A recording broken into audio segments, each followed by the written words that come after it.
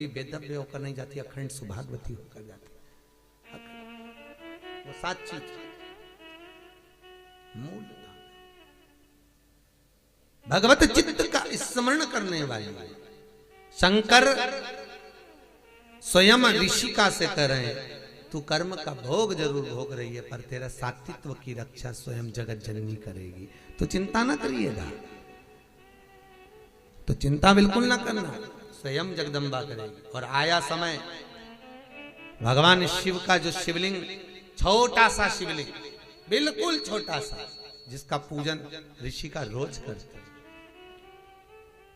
और बहुत ध्यान देना जीजियों, आपसे निवेदन है, आपके घर में जितने पुराने भगवान हैं, ठाकुर जी हैं, देवता हैं, ये सिद्ध हो चुके हैं। कैसे हो गए हैं? सिद्ध। जिस माला से हम जाप करते हैं वो माला हमारी सिद्ध हो जाती है जब जब कर। जिस आसन पर बैठकर हम भगवान की कथा सुनते हैं, जिस आसन पर बैठकर हम भजन करते हैं, जिस आसन पर बैठकर हम स्मरण करते हैं, वो सिद्ध हो जाती है हमारी सिद्धता। बड़ा क्रम है हमारा सिद्धता, तो बड़ी सिद्ध है आपके घर में जो भगवान है। तो भगवान स्वयं कह रहे हैं, भोलेनाथ जी कह रहे हैं कि ऋषिका, जिस शिव की तू आराधना करती है, ऋषिका जिस शंकर का तू पूजन करती है, ऋषिका जिस शिव का तू अनुमोदन करती है, तेरी रक्षा करने वाला यही शिवलिंग है, बस यही।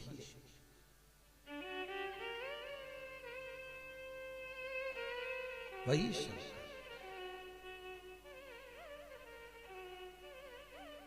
अच्छा, बहुत ध्यान देना, कई लोग कहते हैं शंकर जी घर में नहीं रखना। एक वो महाराज आ गए थे पहले टीवी पे, उन्होंने सबके घर के शंकर जी को निकलवा के पीपल के पेड़ के नीचे रखवा दिया, भगवान ने उनको ही निकाल दिया। बढ़िया सोफे मोफे पे बैठ के सबको बताते रहते थे। उन्होंने एक दिन शंकर जी को निकला, शंकर जी घर में नहीं होना, सबको निकल, शंकर जी ने उनको निकलवा दिया। ले चल, नहीं, शिव महापुराण की कथा कहती है शंकर अपने घर में है तो बड़ी बीमारी हमारे घर में प्रवेश नहीं कर सकती। शिव यदि है, शंकर है।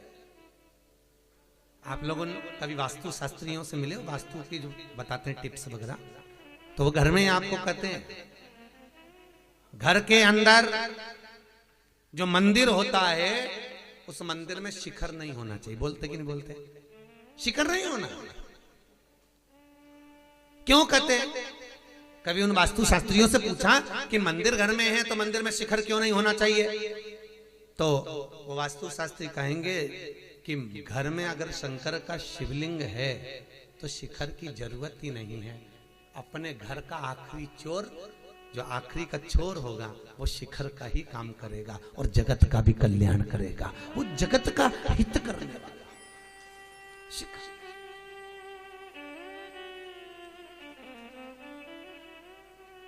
उनसे पूछोगे वो बताएंगे आपको कि मंदिर में अगर शंकर है, मंदिर में अगर शिव विराजमान है, मंदिर में अगर भोलेनाथ विराजे हुए हैं, तो फिर क्या सोचना? फिर नहीं सोचना, शंकर है, शिव है, बैठे हैं। अब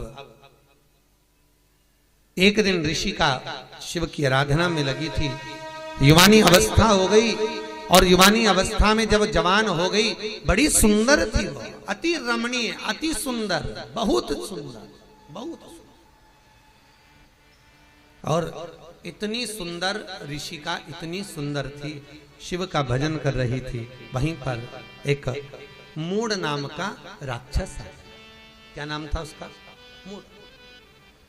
और मूड नाम का राक्षस आया और उस मूड नाम के असुर ने आकर जब ऋषिका को देखा तो देखकर उसकी चित्त वृत्ति में, उसके मन में ऋषिका के प्रति प्रेम जागृत हो, काम उत्तेजना जाग, और वो ऋषिका को अपना बनाने के लिए प्रयास कर रहा, और ऋषिका को अपना बनाना चाहिए। बहुत ध्यान दीजिए, एक कथा आपने भागवत जी में सुनी होगी, पवन रेखा की। कौन? कंस की मां, राजा कंस की मां पवन रेखा रजस्वला धर्म के, कौन से धर्म के? रजस्वला धर्म, जो नारी 7 दिन काम नहीं करती, उस रजस्वला धर्म के चौथे दिन बाल धोकर वन में चली गई थी। पवन रेखा, भागवत जी में पंडित जी ने आपने को सुनाया होगा, कंस का जन्म। पवन रेखा चौथे दिन बाल धोकर रजस्वला धर्म के चतुर्थ दिवस में केश धोकर बाहर निकल गए। स्त्रियां धोती हैं बाल तीसरे चौथे दिन, केश धो ले गई वन में। पवन रेखा की सुंदरता को द्रुमलिक नाम के राक्षस ने देख लिया था, बड़ी सुंदर है। और पवन रेखा के पति उग्रसेन जी का रूप रखकर वो द्रुमलिक राक्षस पवन रेखा के घर में चले गया, उन्हीं के साथ रहने लगा और उसी के द्वारा गर्भ ठेर गया पवन रेखा का। जो औलाद पैदा हुई वो कंस जैसी पैदा हुई, राक्षस कंस पैदा, वो द्रुमलिक नाम के राक्षस का संतान। कंस कितने भाई थे? अरे जम के बोलो जरा। कृष्ण कितने भाई थे? नहीं, कृष्ण पूरे कितने थे? 8। कितने थे? 8। 6 तो वो, 7वें नंबर के दाऊद जी और 8वें नंबर के कनिंग। कृष्ण कितने भाई हैं? 8। कंस कितने भाई हैं? 8। कंस कितने भाई हैं? 8। और 8 भाई राजा कंस के स्वयं को मिलाकर जब 8 है, तो जो 7 भाई थे कंस के, वो भगवान की भक्ति में डूबने वाले थे, स्मरण करने वाले थे, दान पुण्य करने वाले थे, नाम कीर्तन करने वाले थे, नाम स्मरण करने वाले थे। कंस के 8 भाई, थोड़ा प्रश्न बढ़ाइए, कंस के 8 सातों के सातों भगवान की भक्ति में डूबने वाले। और जो 8वें नंबर का जो कंस था वो गलत काम करने वाला। तो सबको आश्चर्य हुआ, बात क्या हुई? तब मालूम पड़ा कि पवन रेखा के गर्भ में जो संतान थी वो द्रुमलिक नाम के राक्षस की थी, इसलिए 8वां गर्भ बिगड़ गया, अष्टम गर्भ खराब। 8 तब मालूम पड़ा। अब मूढ़ नाम का असुर राक्षस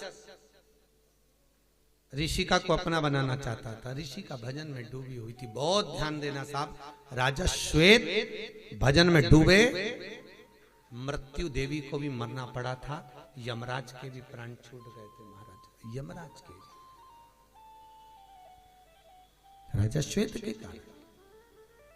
और अब स्वयं ऋषिका जब शिव की आराधना में लगी हुई है, ऋषिका जब भगवान शंकर का भजन कर रही है, ऋषिका जब शिव का स्मरण कर रही है, ऋषिका जब शंकर का अनुमोदन कर रही है, और उसी समय पर जो मूढ़ नाम का असुर आया, शंकर का भजन में तो ऋषिका डूबी थी, स्वयं शंभु प्रकट हो गए और शंकर ने प्रकट होकर उस मूढ़ नाम के राक्षस का संहार करा। ऋषि का चरणारविंद का स्मरण करने लगी, प्रभु इस मूढ़ नाम के असुर ने मुझे गलत दृष्टि से देखा है, गलत दृष्टि से देखा। और मूढ़ नाम के असुर ने जब मुझे गलत दृष्टि से देखा है, तो मेरा जीवन शिव आपको समर्पित करने के लिए नहीं रहा, कुछ कृपा करिए। शंकर भगवान ने गंगा जी को बुलाया। गंगा, इस ऋषिका ने जिस शंकर के शिवलिंग की पूजन करी है, वो शिवलिंग नर्मदा जी के तट पर यहां नंदिकेश्वर के नाम से विराजमान होगा। गंगा, तो ऋषिका का कल्याण कर। गंगा मैया स्वयं आई और आकर बैसाख की पूर्णिमा के दिन गंगा जी ने नर्मदा के तट पर नंदिकेश्वर के सामने ऋषिका का ऊपर जब जल वृष्टि करी तो उसका उद्धार कर दिया। उद्धार करा तो ऋषिका ने हाथ जोड़कर निवेदन करा, गंगा मैया मैं भले शिव के धाम चली जाऊं, पर निवेदन आपसे इतना सा है, वर्ष में एक दिन आप नंदिकेश्वर पर आकर स्वयं विराजमान होना। आज भी नर्मदा जी के तट पर नंदिकेश्वर शिव का शिवलिंग है महाराज, शूलपाणेश्वर की झाड़ी के आगे। वहां पर 2 नदी की धार है। कितनी है? 2। एक ये नर्मदा जी बहकर आ रही है और एक नदी ये गंगा का जल है। तो ये जो नर्मदा जी बहकर आ रही हैं ये तो निरंतर बह रही हैं, पर एक नदी का स्थान बना हुआ है, एक नदी का स्थान बना हुआ है। वो नदी साल में केवल एक बार, आप लोगों ने कहीं किसी किसी के व्हाट्सएप पे भी वो आई होगी, नदी का दर्शन करा होगा शायद, अभी बीच में एक बार किसी के व्हाट्सएप पे मैसेज में भी थी। एक नदी तो बह रही गंगा नर्मदा, पर जो दूसरी नदी है गंगा, वो बैसाख की पूर्णिमा के दिन साल में केवल एक बार वो नदी नर्मदा से मिलने के लिए गंगा आज भी आती है, आज भी आती है, केवल एक दिन के लिए, केवल मात्र एक दिन के लिए, वो बैसाख की पूर्णिमा नंदिकेश्वर। लोग कहते हैं महाराज जी शंकर के चमत्कार क्या? हम कहते हैं चमत्कार देखना है तो कभी तुम जाओ बिजली महादेव पर जाकर देखो कि पूरे भारत की भूमि की सबसे पहली बिजली शंकर के शिवलिंग पर मनाली में गिरती है। बिजली महादेव के ऊपर बिजली गिरती है और शंकर के टुकड़े टुकड़े हो जाते हैं, और वहां एक व्यक्ति मक्खन मंकर लाता है और शंकर के टुकड़ों को जोड़ता है, फिर हाथी की सूंड से पांव से भी तोड़वाता तो शिवलिंग नहीं टूटता है। वो बिजली महादेव मनाली में। कभी मौका मिले नंदिकेश्वर जाकर देखिए, नर्मदा के जल के पास में गंगा का जल आज भी बैसाख की पूर्णिमा के दिन मिलने के लिए आता है। प्रति वर्ष एक दिन, मात्र एक दिन, दूसरे दिन नदी फिर सूख जाती है वापिस। कहा नहीं भगवान? नर्मदा नदी शंकर भगवान के, शिव के शरीर के पसीने से बेटी के तुल्य में प्रकट हुई। नर्मदा अमरकंटक से निकली, बड़ी सुंदर जगह है महाराज, कभी मौका मिले जाइए। भगवत चित्त का स्मरण हो।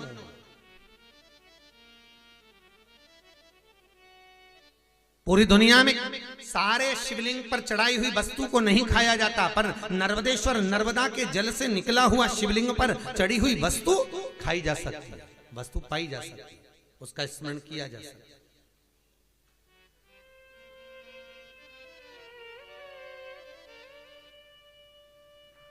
ये उसी में का भाग है, जैसे पान का पत्ता। कौन सा पत्ता? पान। दर्शन करेंगे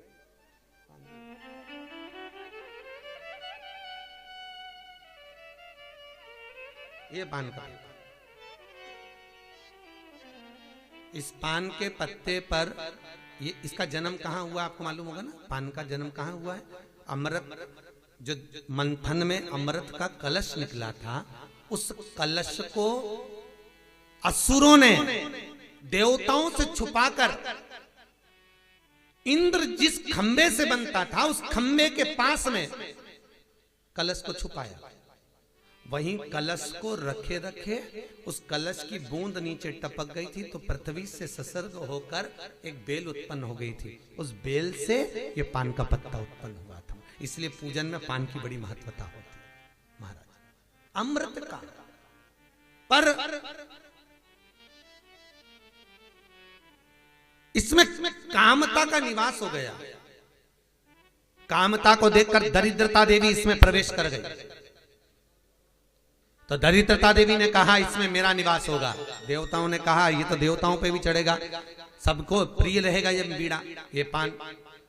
तो दरिद्रता देवी कहती है मेरा भाग आगे और पीछे रहेगा। इसलिए जब भी तमोली पान बनाने वाले पान जब बनाते हैं तो आगे का भाग तोड़ देते हैं और पीछे का भाग कैंची से, अरे बोलो सही है कि गलत है?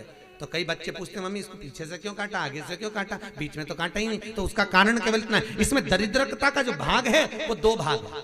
दरिद्रता आगे भी निवास कर रही है, पीछे भी निवास कर रही है। इसलिए इसको तोड़कर फिर पान बनाया जाता है, बीड़ा बनाया जाता है। पर पूजन में जल के पात्र में जब तक ये पान डला रहता है तब तक दरिद्रता देवी का दोष इस पान में नहीं रहता। कई कई लोग पूजन करने के बाद पान को थाली में रख देते तो पंडित जी वापस उठा के उसको पानी के कलश में डाल देते।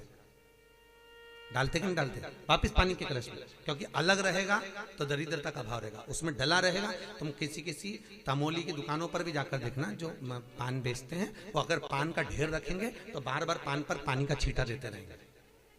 देते कि नहीं देते? पानी का छींटा देते रहेंगे, उसको गीला रखेंगे। भले पानी से वो सड़ रहा है, पानी से गल रहा है, तो भी उस पर जल का छींटा देंगे, क्योंकि पानी में जब तक है तो उसमें दरिद्रता का भाव नहीं। पानी से सूखा दरिद्रता का भाव प्रकट हो जाए। तो शंकर का जो मिलन है महाराज, शिव कह रहे हैं तू गंगा नर्मदा के इस नंदिकेश पर तू आ और मिल। तो जो कहते हैं कि भगवान कहाँ है, हम कहते हैं एक बार जाकर जरूर देखो साहब, जरूर देखा। उसकी प्राप्ति का केंद्र बिंदु है, वो जो अवश्य प्राप्त होता है। शंकर की कथा कहती है, ऋषिका शिव के धाम में चली जाती है, देवताओं ने पुष्पों की वृष्टि करी है, गंधर्व गान करे हैं, अप्सरा नृत्य करी, चारों तरफ सुख समाहित हो जाता है, सुख समाहित। इधर भगवान शिव की कथा कहती है, शंकर भगवान अनुमोदन करते, आनंद के सुख की राशि है, सुंदर मंगल विवाह प्रसंग का स्मरण हुआ। शिव जी का विवाह पार्वती के साथ हुआ, कल अपने कथा में सुना। पार्वती और भगवान शंकर का जो विवाह हो रहा है, शिव और पार्वती का जो मंगल विवाह हो रहा है, अपन कल कथा में उसको श्रवण करें। और फिर ध्यान देना, शंकर विश्वास है, पार्वती श्रद्धा है, और शिव और पार्वती का विवाह नहीं है, ये विश्वास और श्रद्धा का मिलन है। आज के जमाने में ये दोनों चीजें किसी के घर में नहीं है। क्या क्या चीज बोलो जम के?